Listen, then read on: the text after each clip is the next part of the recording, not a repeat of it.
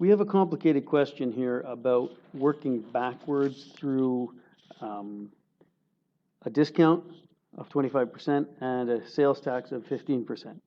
So here's the question. Zoe paid $41.40 for a backyard shed that was on sale for 25% off. The $4,140 included 15% of sales tax. What was the original price for the shed?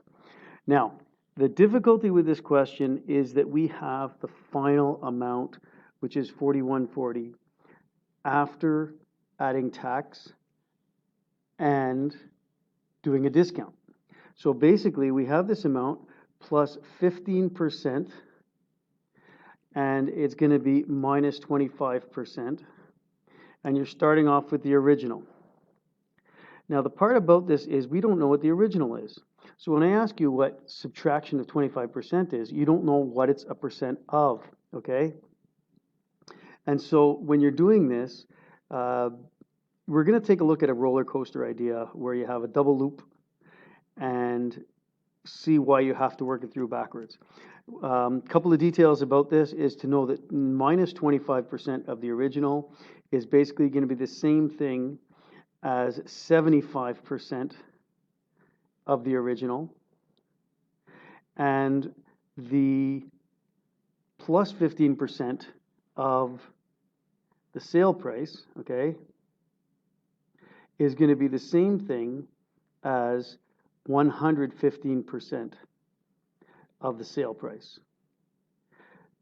And you'll see how we're going to work this through backwards to get us to that total of $41.40, or actually to work backwards from that total of $41.40. So here we go.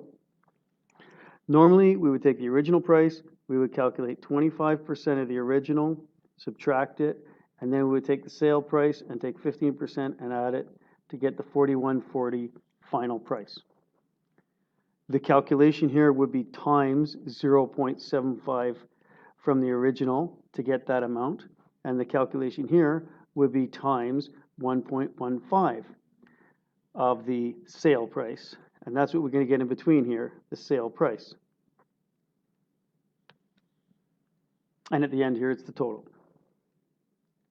So what do you need to see? When you're doing this question forwards, you do times 0.75 and then do times 0.115. When we're working backwards, we're going to do the opposite order with the opposite operation. In other words, working backwards, we're going to end up doing 41.40. I'll put this in blue. 41.40 is going to be divided by 1.15, and then we're going to be divided by 0.75, and that'll bring us back to the original. So let's take a look at that calculation. 41.40 divided by 1.15. Okay. Now, I'm going to work it out on the side. Okay, it will be 1.15 into 41.40. But just to leave some of the details out, I'm going to tell you we're going to end up sliding the decimal, and you're going to get 3600. $3,600. And that would represent the sale price. And if you think about it for a second, you take that $3,600, you take 15% of it, and add it, or take 115% of it, and it's going to get you to the $41.40. Then, working backwards from the sale price, we're going to try and find the original by dividing 3,600 divided by 0.75. And it would be the same kind of calculation on the side here, 0.75 divided into 3,600. You would slide the decimal 2 places, slide the decimal 2 places, and you would get an answer of 4,800. In other words, $4,800, okay, for your original price. And you can check this by working through forwards.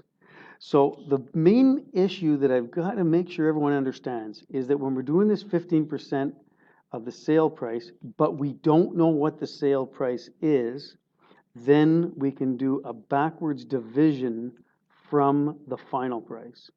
And then when you're trying to figure out 75% of the original to take 25% off, you have to divide from the sale price to get that amount. Hopefully this is going to make some sense to you, and you check your answer at the end of it all by taking that 4,800 and go through the process. Calculate the discount, find the sale price, calculate the tax, get the final price. Hopefully this is going to be clear for everybody.